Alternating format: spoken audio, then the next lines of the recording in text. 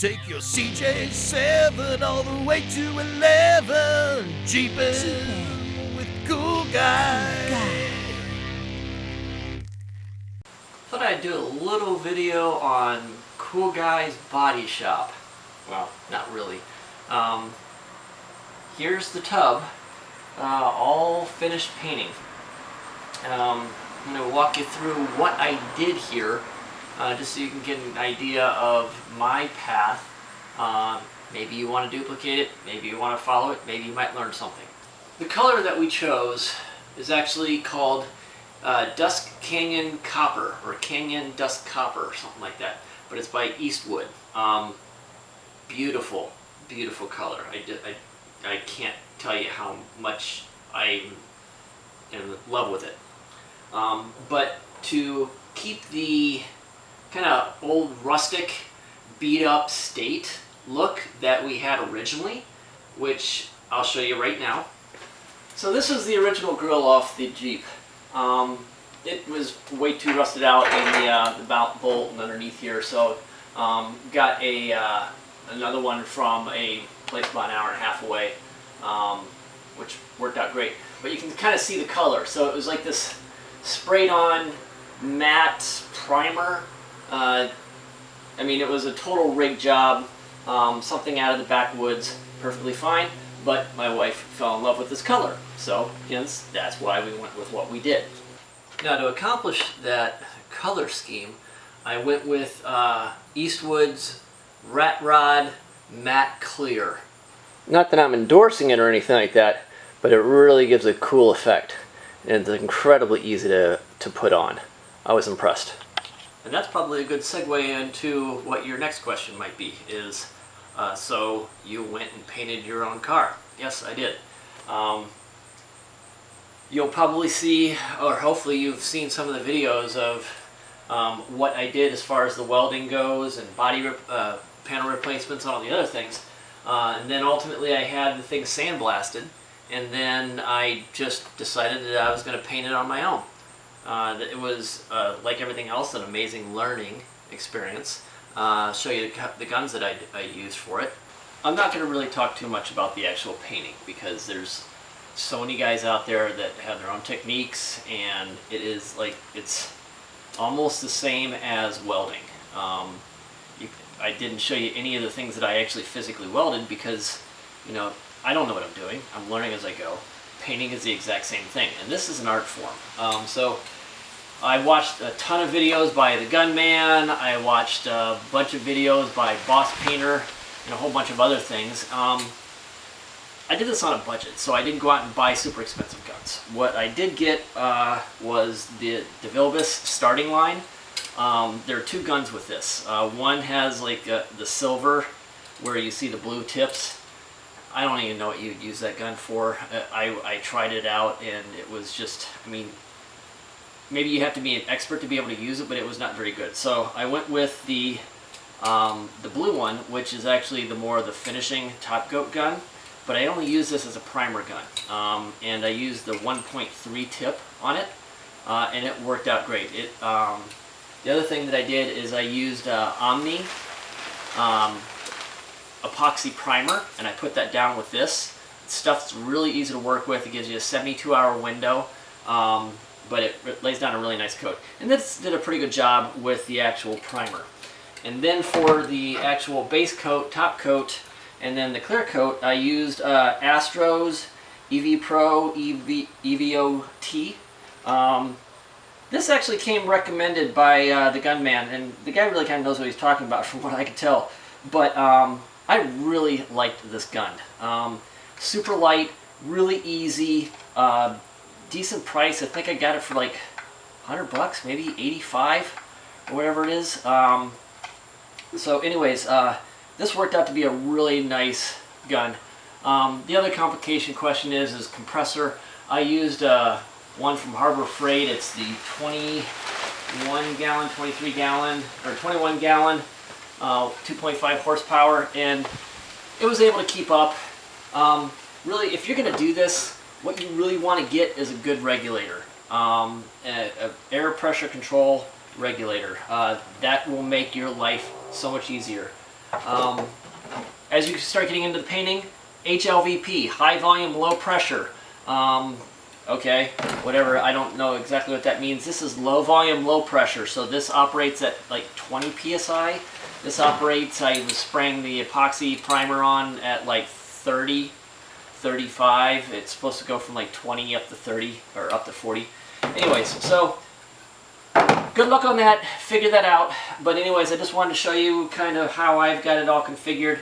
And I did this very simply with a couple dryers, some oil and water separators, a regulator, a couple mid-range guns, and I wasn't going for a high professional result because I know that I couldn't achieve that. I don't have a big huge spray booth. There are little tiny specks in the paint there, but that was just due to my own press to make it happen. But ultimately, as you can see, what I was trying to achieve was this effect, and I think I did that really well. Okay, so let's get into the for reals here. I laid down the epoxy primer. I got the black epoxy primer because I think it gave a better, deeper richness to the copper. Wish I had a piece to show you what it looked like before I actually put the mat on it. But man, it looked good. Anyways, and then I ran seam sealer over the back lower parts of the underside rail in anywhere that I felt wasn't going to drain very well, because like I've said multiple times, I'm trying to make this thing waterproof and in family heirloom. I redid all of the seam seal on the inside of the wheel wells, the back bench plate, around the quarter panel control, certain spots on the replacement floor where it would go up into the main body. I didn't do it on this section here, just because these have the support rails that run underneath, and those ultimately will drain out, or at least have air flowing through them. And that's pretty much about it as far as all this stuff goes. And then you put down the epoxy primer, and then I put the seam sealer down after that. Got this gray brushable seam sealer. Stuff's kind of a pain in the ass to work with, just saying. But it does kind of give that factory effect. The funny thing is that I didn't realize when I actually had it sandblasted and scraped all, I scraped all of the seam sealer off of the inner body and everywhere that I could find it, because I wanted to get the sandblasting underneath that. But then when I was doing that, I didn't realize how bad the seam sealer was. I mean, they just kind of laid it on with like a 3-inch brush and just kind of willy-nilly put it on. So anyways, you really can't screw that up, which is kind of nice. Wanted to show you something else that I did. Now, is this the best way to show it to you? No, but this is the state that the Jeep's in right now. I put down a Tintable Bedliner on the inside of this thing. It wasn't to cover up all of the welds or anything like that, because I got the welds pretty well cleaned up. Where even when I was laying down the epoxy primer that you put down before this stuff, you really couldn't see the welds all that much. But I put down the bed liner to make it more durable.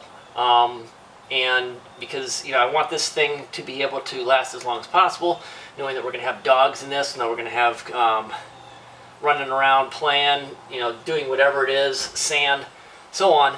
I wanted to put down something that would seal it, guard it, and protect it. Whole bunch of options out there. I'm not going to endorse anything. I'm going to tell you what I did. I went with classic coats, tintable Bedliner. I know that Raptor puts one out there. It's a little bit more expensive, but my point to all of this is two things. It's hard to put this stuff on. I can tell you that right now. Let me show you the gun that you use. All right. This is what comes with the kit. Well, you can get quantities of 4, 8. They come with hardener. But anyways, it's this liter, metal liter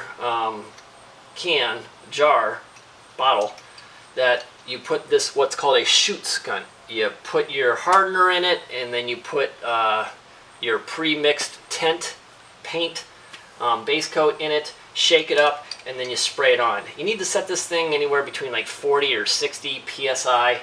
But here's the problem with it.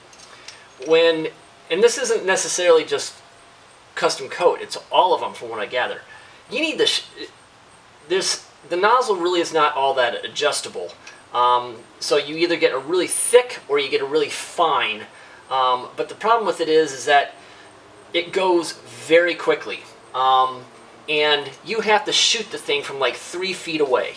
So how are you going to be 3 feet away from this inner angle here, or this inner angle here, or up underneath the cowl, or the underside of the rocker? You have to be on the other side of the vehicle standing on a ladder, and then you have to tape the whole thing off, and you can't get up underneath here because then you're going to wind up just splattering it with like, and it's going to drip all over the place. And that's what I experienced. So if you buy this stuff and you want to do it, and they say that 4 liters will complete a back bed of a pickup truck, that is like the back pickup truck of like a Ford Ranger, maybe. I actually went through 9 liters to do this whole thing. And that was 2 coats. You can't get it done in 1 coat. Unless maybe you could do it if you put down like an epoxy primer, then you painted your top coat, and then you mix your tintable coat on the top of that and sprayed it on so that you would get, the color through. Point is that it takes a hell of a lot more than you anticipate. And I'm just telling you right now, if you think that you're going to be able to do the inside of your bed, inside of your Jeep body with 4, ain't happening. If you go all black and you put down a black epoxy primer on it, yeah, you might be able to do that. It's a challenge. It is easy to put on. Don't get me wrong. It's hard to get it right. That's the big difference. Just because this is not a finesse gun. And I had done all of the body painting and then did this. So you'd think that I would have had some kind of refrain to it. Plenty of videos out there on how to do it. But you'll notice every single one of them, they're from a long way away. And they actually don't tell you how many bottles they go through. But you go through so many of them so fast. And the stuff sets up really damn quick. So, love the effect. It's kind of got this adobe, almost brick color to it because obviously the bedliner flattens out the metallic of the copper. But it's a really cool effect. It's a great way to go. And this stuff is really damn durable. The only complication that I've found is there are various spots where the gloss level is different depending on how hard it was applied, and you really don't see that until like 2 or 3 days later. So there you go. I want to give you a close-up of the actual color with the matte on it. What it does is it takes that metallic copper, really brilliant metallic copper, and it pushes it way back and turns it into more of a almost like a bronze. But when the sun hits it, then you start getting that copper effect back. The thing that I really like about this is it's very retro. It's not quite the cinnamon color that this Jeep originally was in, but it's got a really neat kind of 70s/80s look to it, without it looking like one of those god-awful colors. It's just really a brilliant look. Well, that's it for this video. Just want to relay some of the things that I did as far as how I painted it, my choices in the paint colors and the effects and so on. Bedliner, how that's applied. Like I said before, there's so many videos out there on how to apply this stuff. There's not a lot on how to do it to the Jeep, because I think it's because it's a pain in the ass to do it to the Jeep, and a lot of people don't do it on their own. Yeah, you go ahead. You can pay $500, $600, $700 or whatever it is to have, Rhino Liner or Line-X or whatever those places are to do it. But like everything else on this, I wanted to do it on my own. I painted the body, I painted everything, put on the bed liner. Very proud and happy with the way it came about. I think this is going to look really good for a very long period of time. Next steps. Body goes back onto the frame. Big moments. Well, I can't put the body back on until I get the transmission back on. I found a company in Indianapolis that deals with transmissions, and they do it for a great price. I'll put the link to their information down below in the comments. But I would highly recommend. Price is great. They know what they're doing. But anyways, got to put the transmission back in because I'm not putting the body on and then the transmission. Because if you watch any of my previous videos, there's no way that that's happening. So anyways, once the transmission comes in, should be early next week, then I put that in, and then the body goes in, and everything starts snapping together. So pay attention to coming videos, and we'll show you how to put all this stuff back.